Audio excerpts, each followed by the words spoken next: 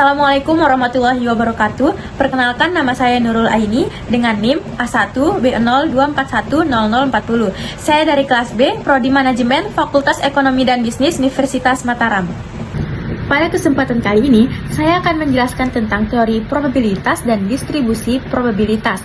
Nah, sebelum saya menjelaskan kedua materi ini, di sini saya akan menjelaskan terlebih dahulu mengapa probabilitas sangat penting dalam ekonomi dan bisnis. Nah, jadi dalam dunia ekonomi dan bisnis yang penuh dengan ketidakpastian, probabilitas ini menjadi alat esensial untuk membuat keputusan yang lebih tepat dan strategis.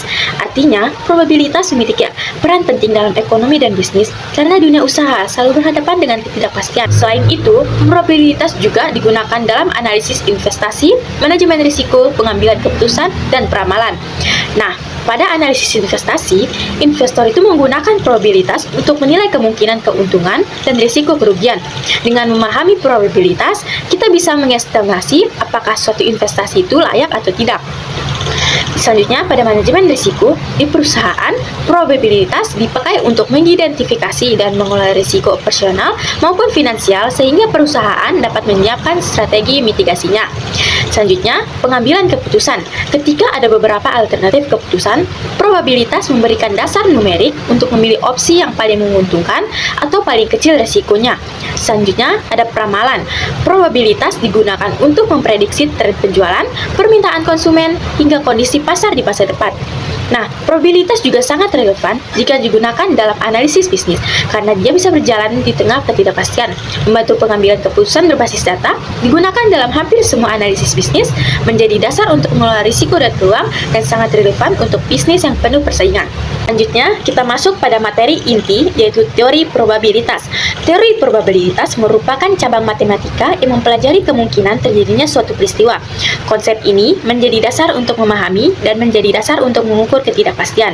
Sedangkan pada pengertian dasar probabilitas, probabilitas adalah ukuran numerik dari kemungkinan sebuah peristiwa terjadi, berkisar antara 0 sampai dengan 1. 0 merupakan peristiwa mustahil, sedangkan 1 merupakan peristiwa pasti. Antara 0 dan 1, peristiwa mungkin terjadi dengan tingkat kemungkinan tertentu. Contoh sederhananya, probabilitas muncul sisi gambar pada koin adalah 0,5. Selanjutnya, ada sifat-sifat probabilitas. Yang pertama, ada jumlah total probabilitas sama dengan 1. Jika menjumlahkan semua kemungkinan hasil, maka totalnya harus 1. Contohnya, koin memiliki dua kemungkinan, gambar dan angka. P gambar plus P angka sama dengan 1. Selanjutnya yang kedua, ada probabilitas komplementer. Komplement adalah kebalikan dari suatu kejadian. Rumus PA sama dengan 1 kurang A kurang P kurang A. Contoh, jika P hujan sama dengan 0,3, maka P tidak hujan sama dengan 0,7. Selanjutnya yang ketiga, ada probabilitas bersyarat. Probabilitas kejadian A ketika B sudah terjadi. PAB sama dengan PA dan B, P per B. Contoh, probabilitas seseorang membeli kopi jika ia masuk ke kafe. Selanjutnya ada aturan-aturan dasar probabilitas. Aturan dasar probabilitas digunakan sebagai landasan untuk menghitung peluang terjadinya suatu peristiwa. Aturan utama yang harus dipahami adalah aturan penjumlahan dan aturan perkalian. Keduanya digunakan dalam situasi yang berbeda, tergantung pada sifat sebuah peristiwa. Yang pertama, ada aturan penjumlahan, di mana aturan penjumlahan itu digunakan ketika kita ingin menghitung probabilitas dari peristiwa A atau peristiwa B terjadi. Aturan ini berlaku untuk dua jenis peristiwa, di mana peristiwa saling lepas dan peristiwa tidak saling lepas. Peristiwa saling lepas adalah dua peristiwa yang tidak terjadi secara bersamaan. Contohnya itu, kelulusan ujian dengan kategori lulus dan tidak lulus, hanya bisa salah satu. Untuk peristiwa saling lepas, aturannya PA gabungan B dikurang sama dengan PA plus PB, karena tidak ada irisan di antara keduanya. Dan untuk peristiwa tidak saling lepas, itu di mana peristiwa tidak saling lepas ini dapat terjadi secara bersamaan. Contohnya, pelanggan membeli produk A dan produk B pada waktu yang sama. Dan untuk kasus ini, rumusnya menjadi lebih lengkap. PA gabungan B sama dengan PA plus PB kurang PA irisan B. Pengurangan PA irisan B diperlukan karena probabilitas irisan dihitung dua kali saat menjumlahkan PA dan PB, sehingga harus dikoreksi. Contoh untuk peristiwa tidak saling lepas ini misalkan PA, peluang pelanggan membeli produk A sama dengan 0,4. PB, peluang pelanggan membeli produk B sama dengan 0,3. PA irisan B, peluang pelanggan membeli keduanya sama dengan 0,1. Maka PA gabungan B sama dengan 0,4 plus 0,3 dikurang 0,1 sama dengan 0,6. Artinya 60% pelanggan berpeluang membeli produk A atau B. Selanjutnya yang kedua itu aturan perkalian, di mana aturan ini digunakan untuk menghitung probabilitas dua peristiwa terjadi secara bersamaan, yaitu peristiwa A dan peristiwa B. Rumus perkalian ini terbagi menjadi dua kondisi. Yang pertama itu ada peristiwa independen dan dependen. Di mana peristiwa independen, dua peristiwa ini dikaitkan independen jika terjadinya satu peristiwa tidak memengaruhi peluang terjadinya peristiwa lainnya. Rumusnya yaitu PA irisan B sama dengan PA kali PB. Contohnya, probabilitas mendapatkan angka genap pada lemparan dadu dan peluang hujan hari ini keduanya tidak saling berhubungan. Selanjutnya peristiwa dependen, di mana peristiwa dependen adalah peristiwa yang saling memengaruhi. Terjadinya peristiwa pertama memengaruhi peluang terjadinya peristiwa kedua. Rumus umumnya yaitu PA irisan B sama dengan PA kali PBA. Keterangan PBA, probabilitas B terjadi dengan syarat A telah terjadi. Contohnya misalkan, kita ingin menghitung peluang seseorang pelanggan membeli paket bundle setelah sebelumnya membeli produk utama. PA sama dengan peluang membeli produk utama 0,5. PBA, peluang membeli paket bundle jika sudah membeli produk utama sama dengan 0,4. Maka PA irisan B sama dengan 0,5 kali 0,4 sama dengan 0,2. Artinya 20% pelanggan kemungkinan membeli keduanya. Yang kedua setelah teori probabilitas yaitu distribusi probabilitas. Dapat kita lihat pada PPT, distribusi probabilitas adalah fungsi yang menggambarkan kemungkinan nilai-nilai berbeda yang dapat diambil oleh suatu variabel acak. Nah, selanjutnya itu pengertian dasar distribusi probabilitas, di mana distribusi probabilitas adalah fungsi yang menunjukkan semua kemungkinan hasil suatu peristiwa dan probabilitas terjadinya setiap hasil. Artinya, distribusi probabilitas tidak hanya menampilkan angka hasil saja, tetapi juga memberikan bobot berupa peluang sehingga kita dapat memahami hasil mana yang paling sering terjadi, seberapa besar variasi datanya, seberapa besar peluang terjadinya kejadian tertentu, pola sebaran data, apakah simetris, miring ke kanan, atau miring ke kiri. Distribusi probabilitas menjadi alat utama dalam pengambilan keputusan berbasis data karena dia memberikan gambaran lengkap tentang ketidakpastian. Nah, pada distribusi probabilitas terdapat dua variabel, yaitu variabel diskrit dan variabel kontinu. Di mana variabel diskrit dan variabel kontinu, distribusi probabilitas terbagi menjadi dua berdasarkan variabel jenis acaknya. Nah, diskrit dan kontinu ini keduanya digunakan dalam konteks yang berbeda dan memiliki karakteristik tersendiri. Yang pertama, yaitu variabel diskrit. Variabel diskrit ini adalah variabel yang memiliki jumlah nilai yang dapat dihitung atau terbatas pada angka tertentu. Biasanya itu digunakan ketika hasil peristiwa berupa hitungan atau jumlah. Contoh variabel diskrit yaitu jumlah pelanggan yang datang ke toko dalam satu hari, jumlah keluhan yang masuk ke customer service, jumlah barang cacat dalam satu batch produksi, jumlah lemparan dadu 1-6. Karena jumlah kemungkinannya dapat dihitung, distribusi probabilitas diskrit biasanya berbentuk tabel atau fungsi yang menyebutkan peluang setiap hasil. Distribusi diskrit yang umum biasanya berupa distribusi binomial, distribusi Poisson, dan distribusi geometrik. Selanjutnya yaitu variabel kontinu, di mana variabel kontinu ini dapat mengambil nilai apapun dalam suatu rentang. Nilainya tidak bisa dihitung secara satu persatu karena jumlah kemungkinannya tak hingga. Contoh dari variabel kontinu yaitu pendapatan pelanggan, berat produk, waktu pelayanan pelanggan, serta suhu ruangan. Nah, di distribusi peluang kontinu ini diwakili oleh kurva. Seperti pada gambar di samping, bukan daftar angka, karena kemungkinan nilai sangat banyak. Luas di bawah garis kurva mewakili probabilitas. Nah, distribusi kontinu yang umum yaitu meliputi distribusi normal, distribusi uniform, distribusi eksponensial. Di sini saya akan menjelaskan sedikit tentang kurva yang ada pada gambar. Contoh kurvanya yaitu kurva distribusi normal. Nah, gambar pada slide menunjukkan kurva yang menyerupai distribusi normal, yaitu salah satu distribusi kontinu yang paling umum dalam dunia bisnis dan statistika. Distribusi normal ini memiliki ciri-ciri. Yang pertama itu bentuknya simetris seperti lonceng, bell-shaped curve. Yang kedua, rata-rata median dan modus berada pada titik yang sama. Dan yang ketiga, mayoritas data terkonsentrasi di sekitar nilai rata-rata. Yang keempat, semakin jauh dari pusat kurva, frekuensi kejadian semakin kecil. Distribusi normal sering digunakan untuk menggambarkan tinggi badan penduduk, nilai ujian mahasiswa, rata-rata pengeluaran konsumen, variasi hasil produksi, pergerakan pasar dalam jangka pendek. Nah, pada grafik, di area bawah kurva menunjukkan probabilitas. Misalnya, area 68% berada pada plus minus 1, standar deviasi dari mean. 95%-nya berada pada plus minus 2 standar deviasi, dan 99,7%-nya berada pada plus minus 3 standar deviasi. Selanjutnya yaitu materi jenis distribusi probabilitas. Distribusi probabilitas secara umum dibagi menjadi dua kategori utama berdasarkan jenis variabel acaknya. Pemahaman perbedaan kedua jenis distribusi ini membantu kita memilih model probabilitas yang paling tepat untuk suatu permasalahan. Yang pertama, ada distribusi diskrit. Distribusi ini umumnya digunakan untuk variabel yang dapat dihitung, seperti jumlah keberhasilan dalam serangkaian percobaan. Di dalam distribusi diskrit ini, yang paling umum meliputi yang pertama adalah distribusi binomial, di mana distribusi ini digunakan ketika suatu percobaan dilakukan berulang kali dalam kondisi yang sama, dan setiap percobaan hanya memiliki dua kemungkinan, yaitu antara berhasil atau gagal.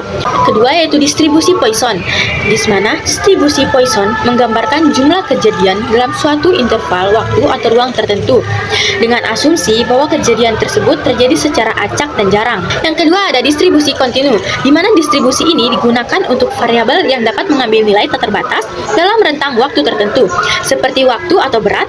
Distribusi kontinu yang paling umum adalah yang pertama yaitu distribusi normal. Distribusi ini sering disebut sebagai bell curve karena bentuknya simetris dan mengumpul di tengah.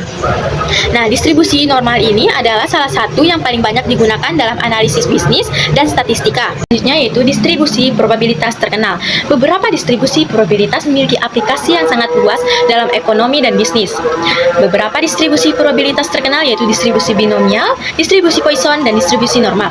Di mana distribusi binomial menggambarkan probabilitas jumlah keberhasilan dalam sejumlah tetap percobaan independen, di mana setiap percobaan hanya memiliki dua hasil yang mungkin, yaitu sukses atau gagal. Karakteristik utama dari distribusi ini yaitu jumlah percobaan N tetap, setiap percobaan independen satu sama lain, hanya dua hasil yang mungkin, sukses atau gagal. Probabilitas sukses, P, tetap untuk setiap percobaan. Nah, aplikasi dalam ekonomi dan bisnis dari distribusi binomial yaitu yang pertama, pengendalian kualitas, itu menentukan probabilitas sejumlah produk cacat dalam sampel. Yang kedua, pemasaran, seperti memprediksi jumlah pelanggan yang akan merespons kampanye pemasaran. Yang ketiga, keuangan. Milenial probabilitas, keberhasilan investasi berdasarkan sejumlah percobaan independen. Selanjutnya ada distribusi Poisson. Distribusi Poisson menggambarkan probabilitas sejumlah kejadian yang terjadi dalam interval waktu atau ruang tertentu, dengan asumsi kejadian-kejadian tersebut terjadi secara acak dan independen. Nah, karakteristik utama dari divisi ini yaitu kejadian terjadi secara acak dan independen, rata-rata jumlah kejadian diketahui. Digunakan untuk menghitung probabilitas kejadian dalam interval waktu atau ruang tertentu. Aplikasi dalam ekonomi dan bisnis dari distribusi Poisson, seperti yang pertama itu manajemen rantai pasokan, memprediksi jumlah permintaan pelanggan dalam periode waktu tertentu. Yang kedua, ada layanan pelanggan, seperti menentukan jumlah panggilan yang akan diterima oleh pusat, panggilan dalam 1 jam. Yang ketiga, ada asuransi, seperti menghitung probabilitas klaim asuransi dalam periode waktu tertentu. Nah, yang terakhir adalah distribusi normal, di mana distribusi normal ini juga dikenal sebagai distribusi Gaussian atau kurva lonceng. Adalah distribusi probabilitas kontinu yang simetris terhadap mean. Distribusi ini sering muncul dalam data alami dan ekonomi. Karakteristik utamanya itu berbentuk lonceng dan simetris terhadap mean, ditentukan oleh dua parameter, mean dan standar deviasi. Sebagian besar data berada di sekitar mean. Aplikasi dalam ekonomi dan bisnis dari distribusi normal. Yang pertama itu ada analisis keuangan, seperti memodelkan harga saham dan aset keuangan. Yang kedua ada statistik deskriptif, seperti menggambarkan distribusi data seperti pendapatan, tinggi badan, dan berat badan. Yang ketiga ada pengambilan keputusan, membuat prediksi dan estimasi berdasarkan data yang terdistribusi normal. Selanjutnya yaitu fungsi distribusi kumulatif atau CDF dan fungsi kepadatan probabilitas atau PDF. Dua konsep penting ini membantu kita menganalisis distribusi probabilitas secara lebih mendalam. Yang pertama, yaitu fungsi kepadatan probabilitas atau PDF. Untuk distribusi kontinu, PDF menunjukkan kepadatan probabilitas pada titik tertentu. Area di bawah kurva PDF mewakili probabilitas. Nah, di sini saya akan menjelaskan sedikit tentang kurva PDF yang ada pada gambar. Jadi di sini kurva PDF itu menggambarkan bagaimana probabilitas suatu variabel acak terdistribusi di seluruh rentan nilainya. Nah, tinggi kurva pada titik tertentu itu menunjukkan kepadatan probabilitas pada titik tersebut. Selanjutnya, pada area bawah kurva antara dua titik menunjukkan probabilitas variabel secara acak berada di antara dua titik tersebut. Nah, lalu karakteristik dari kurva PDF yang ada pada gambar ini, yang pertama itu total area di bawah kurva selalu sama dengan 1, karena mewakili total probabilitas dari semua kemungkinan nilai variabel acak. Yang kedua yaitu kurva bisa simetris atau tidak simetris atau dalam kurung melenceng ya. Selanjutnya, bentuk kurva memberikan informasi tentang bagaimana data terdistribusi. Contohnya, pada gambar kurva tersebut, kurva PDF ini berbentuk lonceng atau distribusi normal. Ini menunjukkan bahwa data cenderung mengumpul di sekitar nilai tengah atau mean, dan probabilitas nilai yang jauh dari mean semakin kecil. Nah, selanjutnya yang kedua itu ada fungsi distribusi kumulatif atau yang biasa disebut dengan CDF, menyatakan probabilitas bahwa variabel acak akan mengambil nilai kurang dari atau sama dengan suatu nilai tertentu. Penjelasan dari yaitu kurva CDF, itu kurva CDF menggambarkan probabilitas kumulatif dari variabel acak hingga titik tertentu. Nilai Y juga pada kurva CDF pada titik X menunjukkan probabilitas bahwa variabel acak kurang dari atau sama dengan X. Kurva CDF selalu meningkat atau tetap konstan. Dari kiri ke kanan, karakteristik dari kurva CDF yaitu nilai CDF pada titik minimum adalah 0, karena tidak ada probabilitas untuk nilai yang lebih kecil dari minimum. Nilai pada titik CDF juga pada titik maksimum adalah 1, karena probabilitas kumulatif itu mencakup semua kemungkinan nilai. Selanjutnya, kurva pada CDF memberikan gambaran tentang bagaimana probabilitas terakumulasi seiring dengan meningkatnya nilai variabel acak. Nah, contohnya itu pada gambar kurva CDF berbentuk S ini menunjukkan bahwa probabilitas kumulatif meningkat seiring dengan meningkatnya nilai variabel acak. Pada titik tertentu, kurva mulai mendatar, menunjukkan bahwa probabilitas tambahan menjadi lebih kecil. Selanjutnya yang terakhir yaitu kesimpulan. Dengan memahami teori dan distribusi probabilitas, membekali kita dengan kemampuan untuk menavigasi ketidakpastian dan membuat keputusan yang lebih cerdas dalam dunia ekonomi dan bisnis yang kompleks. Probabilitas bukan hanya sekedar konsep matematis, tetapi juga alat yang sangat penting untuk analisis perencanaan dan pengambilan keputusan yang efektif. Di sini juga ada kesimpulannya terbagi menjadi 4. Yang pertama itu analisis data yang lebih baik. Dengan probabilitas, kita dapat menginterpretasi data dengan lebih mendalam dan akurat.